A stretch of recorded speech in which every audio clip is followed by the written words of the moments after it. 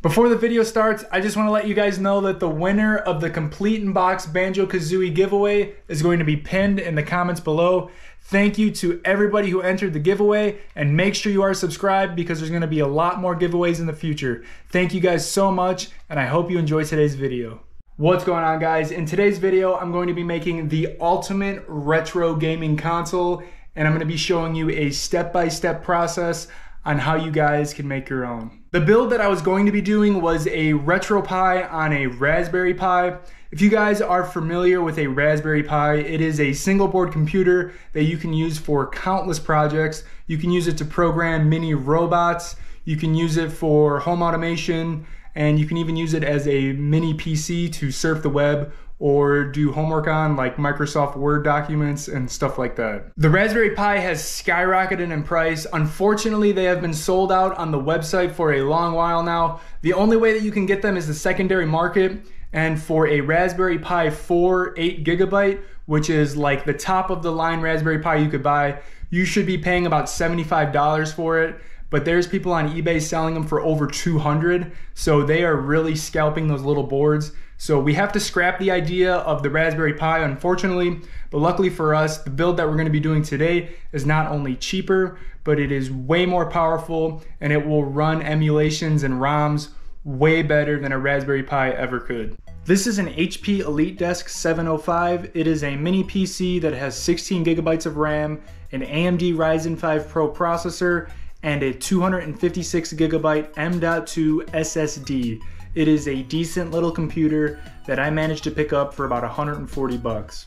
Today we are going to be turning it into a retro gaming powerhouse that has over 30 retro gaming consoles such as Nintendo 64, SNES, PlayStation 1 and 2, Game Boy, PSP, pretty much every console up to the Nintendo Wii, with over 10,000 games to choose from. This process is very simple, and I'm going to show you guys step by step how to build your own, so let's get right into it. So first, let's go over the supplies that you're going to be needing for this build. First and foremost, you're going to be needing a mini PC. There is hundreds of them to choose from on eBay. I would make sure that the one that you choose has average to high-end specs with an HDMI port at minimum.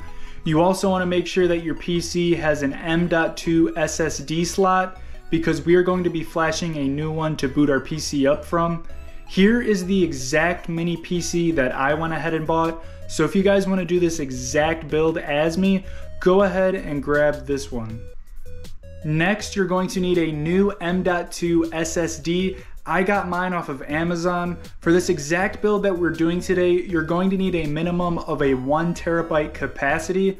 You can go ahead and get any brand that you like, but I highly recommend that you go with a Samsung or a Crucial. Here is the exact Crucial one that I bought, so if you're doing the exact build, go ahead and grab this one. Other than those two things, you will be needing some thermal paste, as well as an M.2 to USB adapter. You can find them cheaper on eBay, but I went ahead and got them on Amazon. These are the two exact ones that I went ahead and ordered. For this process, you will need to download a torrent client as well. I recommend going with something like QBitTorrent or uTorrent, but any of them should really work. Next, we will need to download a software called Balena Etcher. This is the program that is going to write our image that we download and flash it to our SSD so that our mini PC can boot up our retro operating system correctly. So there is many images out there that people have created using various different operating systems. An image is basically just an operating system that has preloaded emulators and ROMs that are already integrated onto it. Some operating systems include RetroPie, Batocera, Recalbox. They are all pretty similar. They are all made on Linux. Just go ahead and choose the one that you like best, and I would just go with that one. Today we are going to be using a 1 terabyte Batocera image that was made by Board Game Dad. Shout out to Board Game Dad. I messaged him throughout my process with any questions that I had, and he was extremely helpful, and he makes awesome images, so I highly recommend that you guys check out some of his stuff. If you guys are doing the exact same build as me, go ahead and type in 1 terabyte image Batocera Board Game Dad. Click on the first Google result that you get. It should take you to Arcade Punks. Scroll all the way down until you see the word download and click on the first torrent link you see, this one right here. It should download, and go ahead and open that up. and it should open up your torrent software. Click OK, and depending on your internet speed, it can take upwards of 3 days to completely download a 1 terabyte image. I'm not going to be waiting that long because I already have my image downloaded and flashed to my SSD, but I'm going to show you guys exactly what to do once it's done downloading. So as you can see, it says it's going to take 1 day and 9 hours for this to completely download. Once you guys are done waiting and have a completely downloaded image, you are going to receive a folder, and it's going to look just like this one right here. Inside the folder, there's going to be a ton of files. Go ahead and right click the first file. You are going to need to unzip this file, which is going to unzip the entire folder. I highly recommend that you extract it to an external hard drive that is 2 terabytes or more, because this folder requires a ton of space to extract. Let me show you guys an example of how to do this. So you have your folder, it's officially done downloading. Go ahead and click on it and go to the first file in the folder, right click that, click show more options, and using whatever unzipping software you have, extract it. And you can click extract here if you have enough space in your computer, but I highly recommend that you click extract files and extract it to your external hard drive. So just extract to, click on the 3 dots on the right, and just choose your location as your external hard drive. Once it's done extracting, you should have a .image file. Open up Balena Etcher and click Flash from File. This is where you're gonna put that .image file. So click on that and scroll down to your external hard drive or wherever the .image file is located, and just basically click on it. For an example, I have this under my downloads, example.image. Click on that and go ahead and hit open. At this point, you wanna connect your SSD via M.2 to USB adapter, and that is what your target is gonna be. So you're gonna have your .image file flashed to your target, which is gonna be that 1 terabyte SSD that we connect via adapter, and then go ahead and click on the button that says flash. Once you do that, you're going to get a screen that looks like this, and it's gonna take about 30 minutes to complete. So after you go ahead and use Balena Etcher to flash the image to the drive, we want to go ahead and replace the old one with our new one, as well as change out the thermal paste on the CPU.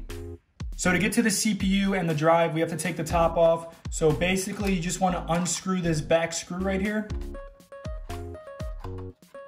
With that screw off, now all you want to do is slide the top this way away from the back, and the top should just come right off.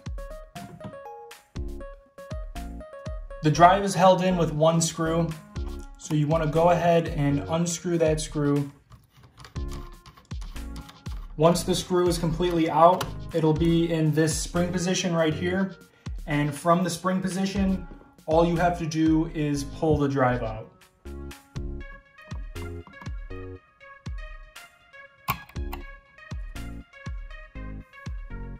Let's go ahead and replace our new drive. And all you have to do is be wary of this key right here, and it should go in just like it came out.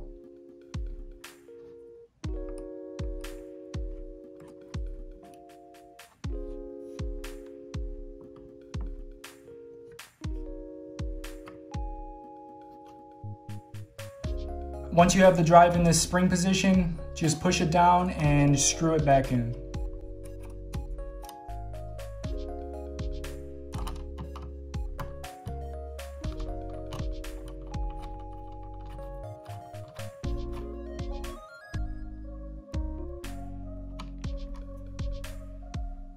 There you go, our new drive is set in place. That is all you have to do. It is very easy. So next, let's get to the CPU, and to do that, we have to take the heatsink off.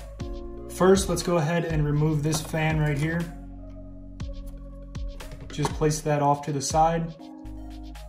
To take off the heatsink, we need to unscrew these 3 screws right here, and I'm going to be using a T15 Torx bit to do that.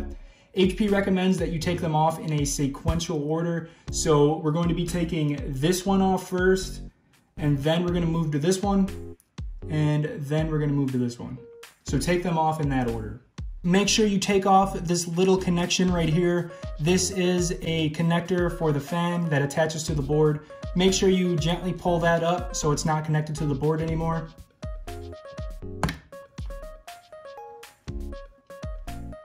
After that, you may need to wiggle it a bit, but the heatsink should come right out.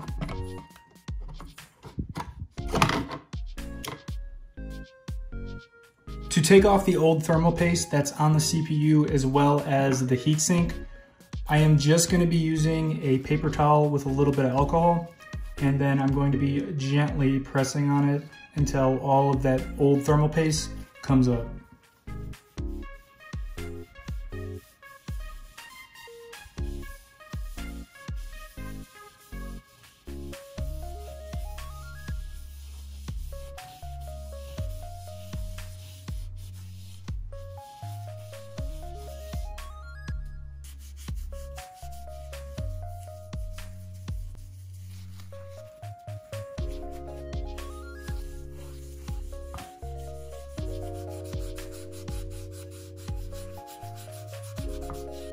Now you can add your new thermal paste onto the CPU itself. I'm just going to do 3 lines.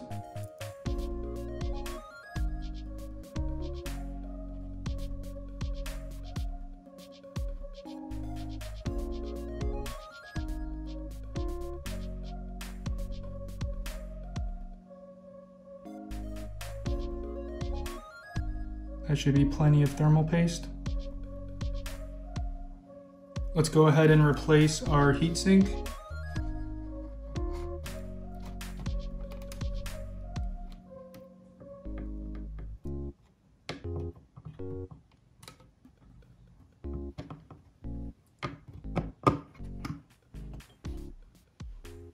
Remember the order that we did last time? We'll start with the back one, and then we'll move on to the second and then the third one.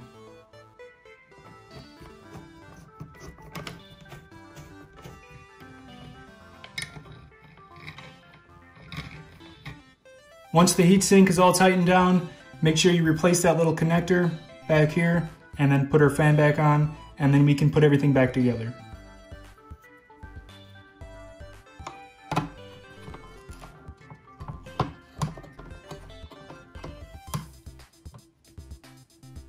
So the first time that you start up your PC, you're going to see this screen. The PC is unsure of how to boot because we changed out the SSD to our new Batocera SSD. So go ahead and plug in a keyboard to the PC and hit the restart button. While it's restarting, repeatedly click on the F10 key until you go into the BIOS settings. Hit the escape button and go down to the BIOS setup, and we're going to go to the boot configuration. Go ahead and tab over to the advanced settings and scroll down to secure boot configuration. You want to make sure that legacy support and secure boot are both disabled in order for our new SSD to boot up correctly. Once they are both disabled, scroll back over to the main tab and hit save and exit. Your PC should restart, and then you should see this screen. It's asking for authorization to boot up using the new SSD that we installed. In order to authorize this, you need to type into your keyboard the numbers at the bottom. Once you do this, hit enter. Your PC should restart again, but this time it's going to be running the Batocera operating system. Pretty much at this point, you are ready to go. You have hundreds of thousands of hours of gameplay at your fingertips, ready to be played. But first, you do have to configure a controller, so let me show you guys how to do that. Go ahead and plug in a USB compatible controller. I have this Xbox One controller, for example. Once you're on the system, press start, and there should be a drop-down menu that says controller and Bluetooth settings. Click that. At this point, you can configure any Bluetooth controller that you would like, but for the sake of the video, I'm just going to show you how to map a controller's buttons. Click controller mapping and press A. Follow the simple instructions on the screen. A for A, B for B, X, Y, start, select. Just follow the prompt. Once you get down to the hotkey button, you can hit the Xbox button, or if you have a different controller, just feel free to find a button to map to that. Press the OK. And at this point, you are fully configured. You can scroll down to the player one controller configuration, and you can make it default to whatever controllers that you have saved, and you are good to go. you are free to play any game that you want. So there is sort of a moral and legal gray area when it comes to ROMs and emulations, and the best advice that I can give you guys is only play or download the games that you used to have as a kid, because if you were to buy a physical copy of the game back in the day, you purchased it, you owned it. A ROM or an emulation is just a digital copy of that physical copy that you either misplaced or you no longer have, but you paid for. All the games on this image run really good. They are set up as best as they possibly can be for minimal lag and latency. I really appreciate you guys watching today's video, and I really hope that you can make a system just like this one on your own. If you have any questions, feel free to put a comment down below, and I will try my best to answer them. I have a lot of video games to play, so I will see you guys in the next video.